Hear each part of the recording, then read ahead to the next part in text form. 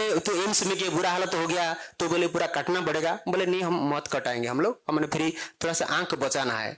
तो ऐसे करके हम लोग फिर कोले बड़े प्राइवेट अस्पताल में दिखाते ताकि कुछ इलाज हो सके, आंख बच जाए। तो प्राइवेट अस्पताल में यही बात हुआ, सेम जैसे वही टेस्ट फिर बार करा, फिर वो 1 महीना निकल गया, फिर वो बहुत बुरा हाल हो गया, ठीक है ना।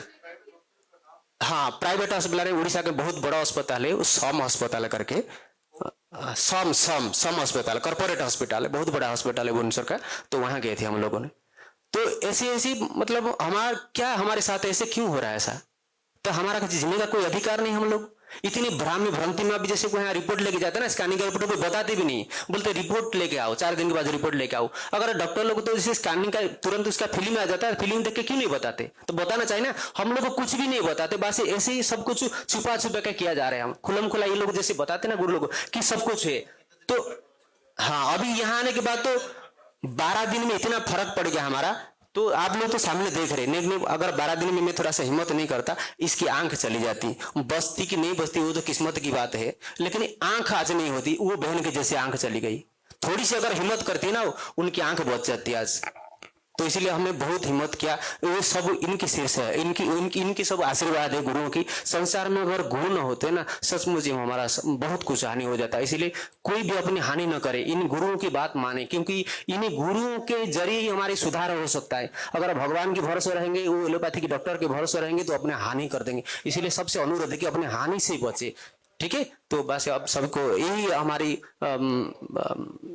सबसे यही प्रार्थना है, बस गुरुओं की बात माने। संसार में गुरु ही कुछ उद्धार कर सकते, गुरु ही सुधार कर सकते। इसलिए मेरा तो दिल करता कि अभी जैसे मेरी बहन की आंख बच गई, सब कुछ बच गई, तो इन गुरुओं के चरण में एक बार उनके चरण में मैं गिर पड़ूं, ऐसे मेरे को। अरे थैंक यू, अरे गुड, थैंक यू, धन्यवाद, बहुत बहुत धन्यवाद, आभार, थैंक यू, जीवन बचा लिया, थैंक यू। देखिए जीवन बचाने वाला तो ऊपर वाला होता है। आपने देखा जो भी नेचुरल थेरेपीज हैं वही आपको करना, चाहे घर बैठ के करें चाहे हिम्स में आके करें।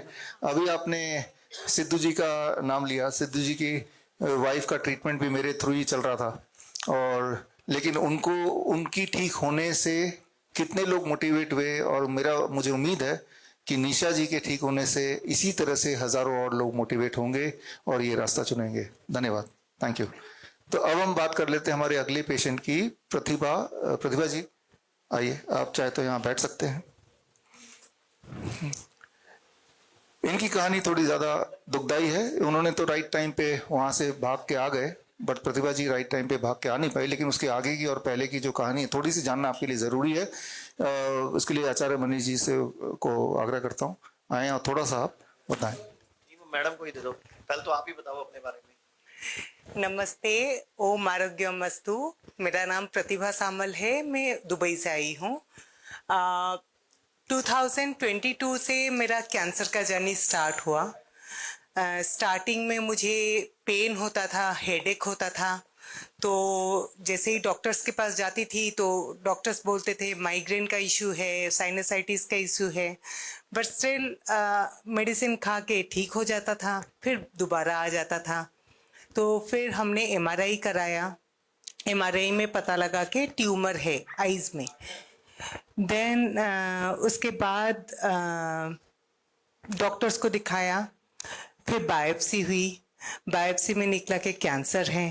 तो अपोलो हैदराबाद में मेरा ट्रीटमेंट चल रहा था। तो मेरा 1 साइकिल इंट्रा आर्टेरियल कीमो हुआ, जिसके कारण मेरा आईज का विजन ही चला गया। जो मुझे डॉक्टर्स ने नहीं बताया था कि ऐसा ऐसा कुछ हो सकता है।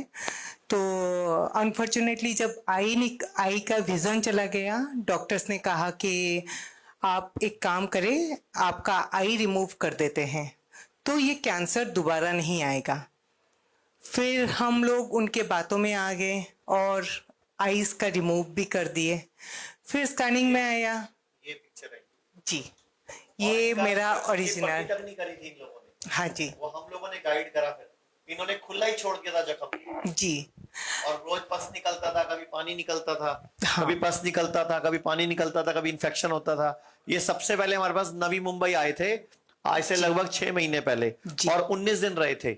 और जो 19वें दिन की फोटो खींची थी हमने ये वाली, तब इनका इन्फेक्शन 15 दिन से काफी हद तक कवर हो गया तब था। सूख गया था। पहले तो मेरा पूरा सूजन हो जाता था, स्वेलिंग आ जाती थी, पस निकलता था, बहुत प्रॉब्लम था क्योंकि मेरा रेडिएशन भी दिया गया था, 33 साइकिल का रेडिएशन, जिसके कारण मेरे आईज और ये पूरा पार्ट सुन भी पड़ गया था, मतलब टच करो तो पता नहीं लगता।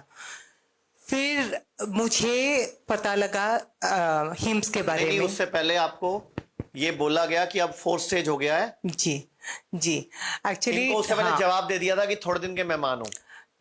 मेरा जो केस है अभी, डॉक्टर्स का बोलना था कि स्टेज 4 कैंसर है, एडिनोइड सिस्टिक कार्सिनोमा, जो मेरा पूरा लंग्स, लीवर में और बोन्स में फैला हुआ है, और आपका इस चीज में और कोई इलाज बचा नहीं है, और आप कुछ ही दिन के मेहमान हो। तो हमारे पास कोई ऑप्शन भी नहीं था, और उस टाइम पे मैं सर्च कर रही थी ऑनलाइन में, मुझे हिम्स हॉस्पिटल के बारे में पता लगा। देन मैं अक्टूबर में हिम्स हॉस्पिटल आ गई। वहाँ पे मैंने 20 डेज का ट्रीटमेंट लिया। ट्रीटमेंट के बाद मेरे बहुत गंदी वाली हालत थी उस टाइम पे, क्योंकि कीमो भी ली थी, तो मैं चलना फिरना मुश्किल था, मैं ऐसे ही मतलब बेड में बैठी रहती थी। बट आज के डेट में मैं बोल सकती हूँ कि थैंक्स टू हिम्स हॉस्पिटल, जिसने मेरी जिंदगी बदल ही दी, मैं बोल सकती हूँ, क्योंकि मेरे सिम्टम्स सारे खत्म हो चुके हैं। मेरे लीवर में पहले मैं ऐसे टच करती थी तो मुझे पूरा फील होता था, मेरा जो ट्यूमर का साइज था फील होता था। अभी वो भी बिल्कुल पता नहीं लग रहा है, ना के बराबर। और डॉक्टर्स ने मना कर दिया था कि मेरा कभी और बेबी नहीं हो सकता, मेनोपॉज हो गया है और पीरियड्स बंद हो गया था। बट हिम्स में आने के बाद अब ये 5 दोबारा days हिम्स के में आए हुए हैं, अभी चल रहा है इनका ट्रीटमेंट। 24 जी। तारीख को जाएंगी। अभी जी। आज क्या है? आज ये 17 यानी तारीख। कि अभी दोबारा आए हुए इनको 18 दिन। इनको अभी दोबारा आए हुए लगभग 24 दिन हो गए हैं। मतलब जी। 19 दिन लगाए थे इन्होंने पहले मुंबई में, अभी ये मेरठ में है। जी। और इस बार जब ये आए हैं तो 6 दिन में इनके पीरियड्स भी शुरू हो गए आने। जी। और 4 दिन पहले 5 दिन पहले इनका मुझे फोन आया कि मेरे लीवर वाली गांठें भी, जो मुझे लीवर में अभी फील होती थी, वो बिल्कुल भी पता चली। नहीं लग रहा। अभी वो हाँ। लीवर में दर्द भी नहीं है और गांठ भी गायब है। जी। और पीरियड्स भी दोबारा शुरू हो गई। तो जी। ये, और इनको ये बोला गया था कि जब इनको 4th स्टेज था, इनका इलाज नहीं है उनके पास, बट फिर भी वो बोलते हम कीमो ही करेंगे। हाँ। मतलब बोलते, डॉक्टरों ने क्या बोला कि इलाज नहीं है, आपके पास कुछ दिन बचे हैं। तो इन्होंने, मैं क्या करूं? तो बोलते नहीं, हम फिर भी कीमो ही करेंगे। और फिर इनकी कीमो हुई, रेडिएशन हुई, और उसके बाद इनकी हालत बहुत बुरी हो गई। इनको सारा दिन दर्दें होती थी, बैठा नहीं जाता था, पेन्स होती थी। और इनकी भी हिम्मत है, गंदी वाली बैक पेन होती थी, जिसके कारण मैं पूरा लेटी ही, मतलब मेरे लिए उठना भी बहुत ही मुश्किल हो गया था। एक सिचुएशन ऐसा भी था। बट आज के डेट में मेरे शरीर में पेन भी नहीं है, मुझे देख के कोई बोल भी नहीं सकता मैंने कि मैं इनको बोला स्टेज कि आपने 4 मिसेस कैंसर इंडिया हूं। में पार्टिसिपेट करना है, दुबई में भी करना है, इंडिया में भी करना है, और आपने एक मोटिवेशनल ट्रेनर बनना है, दुनिया को मोटिवेट करना है, ताकि डॉक्टर की बातों में आके, जैसे इन्होंने आंख खो दी और इनकी आंख निकाली ये कह के थी कि अगर आंख निकाल देंगे तो कैंसर पूरी बॉडी में फैलेगा नहीं। और ये 100% बोल रहा था इनको। डॉक्टर ने बोला 100% चांस है, आप आंख निकलवा लो अपनी, तो आपकी बॉडी में कैंसर नहीं फैलेगा। और उसके अगले पेट स्कैन में लीवर में, बोन्स में, पेट में, हर जगह कैंसर फैल गया। फिर वही डॉक्टर बोल रहा है अब आपके पास दिन बहुत कम है, 1.5 महीना है कि 2 महीने है, पता नहीं है। और आज मैडम को उस बात को 1 साल हो गया, जिंदा घूम रही है आपके सामने। अब या तो उनकी आत्मा घूम रही है या वो सच घूम रही है। और एक चीज मैं बताना चाहती हूँ कि जब भी मेरी मौत होगी, वो कभी कैंसर के चलते तो नहीं मरूंगी, क्योंकि हिम्स हॉस्पिटल आने के बाद इतना इंसान के अंदर में कॉन्फिडेंस आ गया है। इनके ट्रीटमेंट और इनके जो भी प्रोटोकॉल है, उसके चलते मेरे लाइफ बदल ही गई है।